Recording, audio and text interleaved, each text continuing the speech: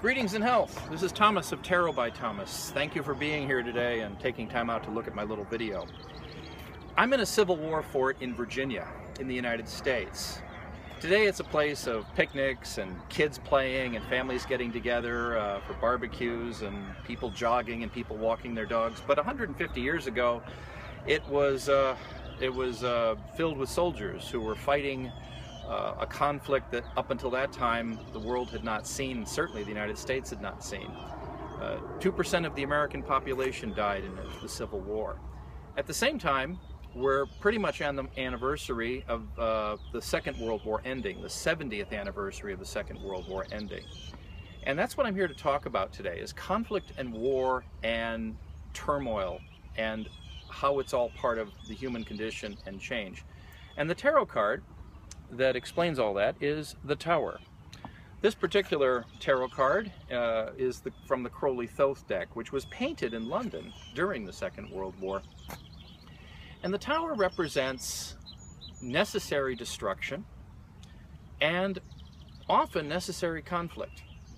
Now, as the Second World War taught us, when you give in to bullies, when you give in to negative aggression, when you give in to people who are trying to force themselves on you and do you wrong, the worst thing you can do is back down from the fight.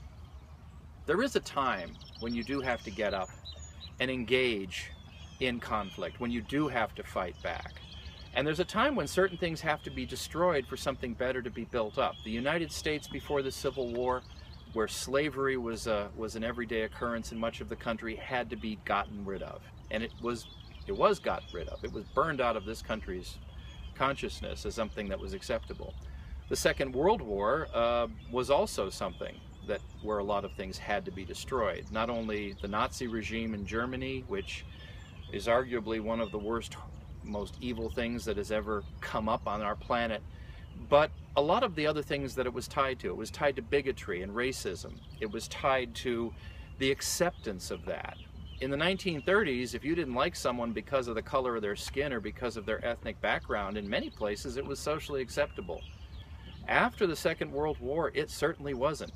And that, of course, led to the Civil Rights Movement. And today, although there is bigotry, racism, evil, and wrong, people are more willing to fight for it than they used to. At the private level, if you give in to bullies, if you avoid a fight, almost always you are going to be worse off for it. There is a time when you have to go in there and defend yourself. There is a time when you have to be able to stand up to other people. If the world had stood up to Adolf Hitler in the 1930s, the Second World War wouldn't have happened. If people had seen slavery for the evil it was in the early 1800s or even earlier, the Civil War in the United States wouldn't have happened. As it resulted, though, they were necessary, and fighting is sometimes necessary. Something that is often talked about is a line which I really don't get and understand, is war never solves anything. That's not true. War always solves something. Usually not what the people who came out and started the war wanted to solve, but something is always going to be solved because of a war or a conflict. Just like if you get into a fight with someone, it will solve something. Maybe not exactly the way you wanted to, or maybe the way you wanted to, but it is important to not avoid conflict. Conflict is part of life. An aggression is a necessary thing to have when it is necessary. And that's what the Tower teaches us, is sometimes to build up something really good, you have to tear down something really bad, okay? And from a Civil War fort in Virginia, thank you for being here today, and see you later.